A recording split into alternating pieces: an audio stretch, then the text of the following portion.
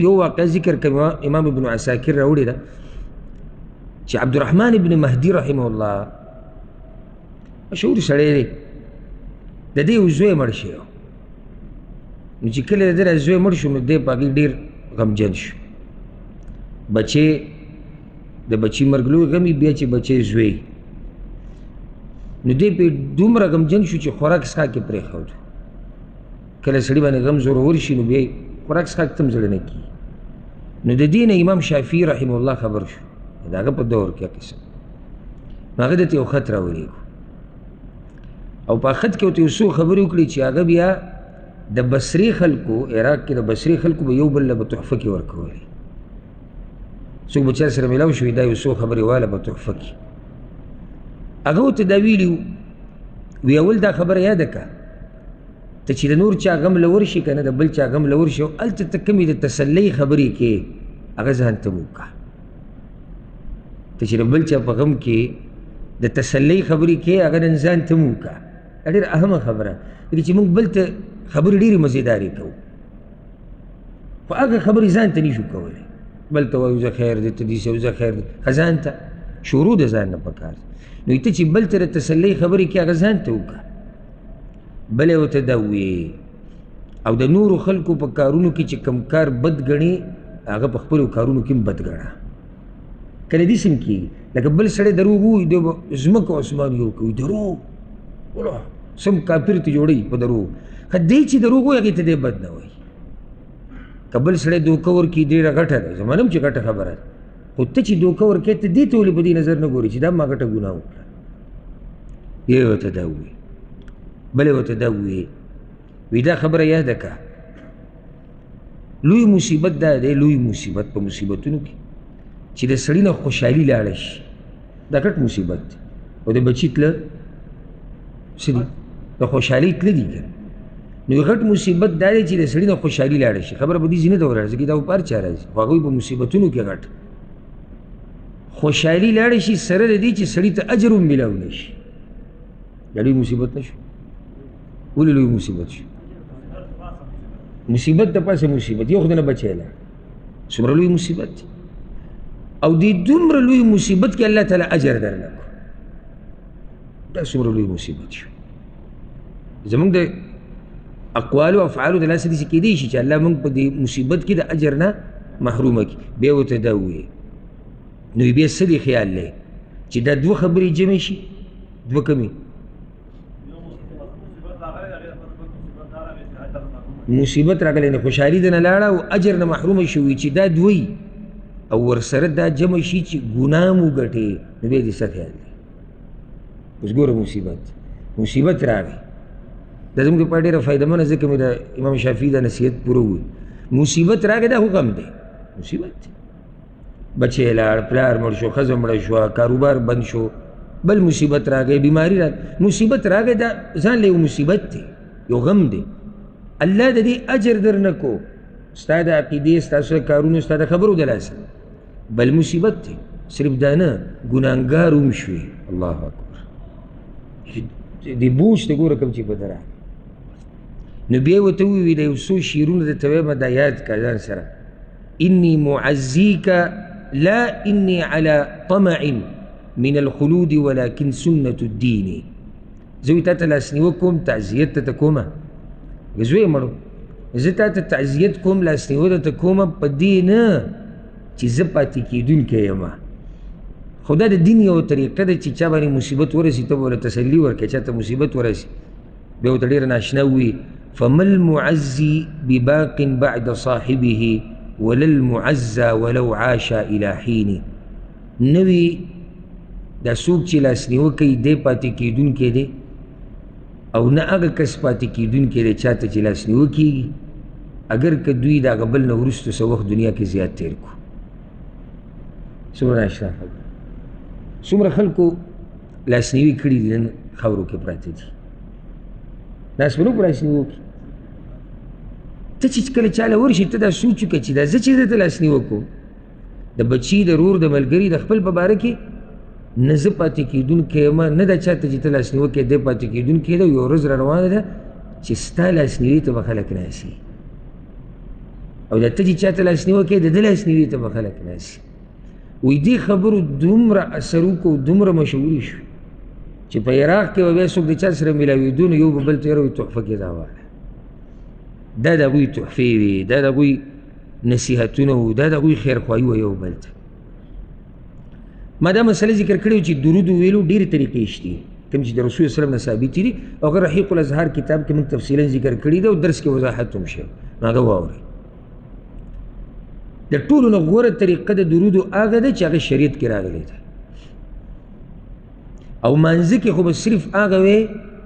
چې کوم نصوصو کې راغلی ده مانځه نه بهر بعض علماء دا فتوا ورکړې چې او ته مانځه نه بهر که درود ووایې په نورو الفاظو سره چې هغه یعنې د رسول وسلم نه یې رانقل خو مقصد دغه چې ته پکې درود ووایې نو دا روا دي خو په شرط د دې چې غلو به پکې نه وي د رسول وسلم په حق کې به زیاتی نه کړي او نه به شرکیه الفاظ پکې زموږ په دې ملک کې د کتابچې خرڅېږي په دې ګاډو کې په دوکانونو کې دا پلانې درود دی او دا کبریت دی او دا درود تنجین او دا پلانې درود د پلانې اکثر شرکیه یې شرکیه بدعي نه یم بدعي خو یي اکثر شرکیه یې رسول الله صلی الله علیه وسلم ته پکې چغې والی شوي او ای د خزانو مالک او پتا دي درود یې دا حرام دي دا شرک دي او چې شرک پکې نه او غلو دي کړي زیاتې دي کړي رسول وسلم دې د هغه د مقام نه اوچت کړی دا دې ناروا کار کړی نو غوره دا ده چې هغه درود راونیسه چې کوم درود د رسول صلی الله علیه وسلم نه موږ ته رانقل دي د سلف صالحین نه رانقل دي په هغې اکتفا پکار ده ها درودو کې کله چې موږ درود وایو اللهم صل علی محمد وعلى ال محمد کما صلیت علی ابراهیم وعلى ال ابراهیم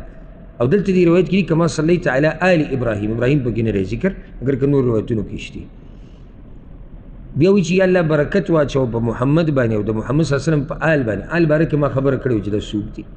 لکه څنګه چې تا برکت اچولی و د ابراهیم علیه السلام په خاندان کې دلته یو سوال راځي زړه ته ابراهیم علیه السلام غوره دی که رسول وسلم غوره دی رسول وسلم غوره نو څنګه بیا دلته وایي داسې برکت دله ورکړه لکه څنګه چې تا ابراهیم علیه السلام له ورکړه معنی چې ابراهیم علیه السلام دې غوره دی نو جواب د هغې دا دی چې آل د ابراهیم خاندان د ابراهیم علیه السلام خبره ده رسول وسلم خو غوره د ابراهیم علیه السلام دې کې خو شک نشته خو خاندان بیا ذریت کوم چې بچي دي هغې ته وګوره نو د ابراهیم علیه السلام په بچو کې پیغمبران راغلي دي بلکې د ابراهیم علیه السلام نه بعد چې څومره پیغمبران راغلي دي هغه ټول د هغه په بچو کې نو په بچو کې الله ډېر برکت اچولی ځکه دلته به داسې دعا وغوښتی شو رسول صلی موږ ته دا وښو چې تاسو هم داسې زما دپاره هم غواړئ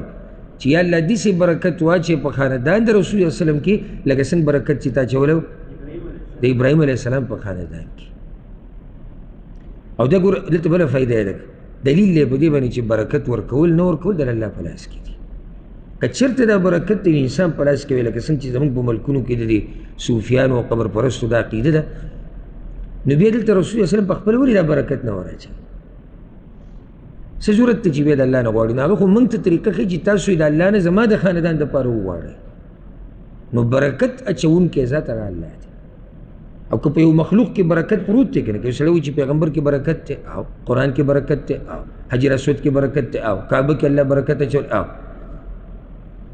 دینداره سړي کې الله برکت اچولی او دا موږ منو دین خو انکار نشي خو دا برکت پکې چا اچولی دی د الله اچولی نو هغه بیا دا برکت په خپله مرضۍ چاله نشي ورکولی چې څو پورې الله رب العزت ستا په نصیب کې برکت نه وي لیکلی نو داسې څوک مخلوق نشته چې تاله برکت درکړي دا خبره یاده کړي که هلته مو خیال کړی هلته د برکت زمونږ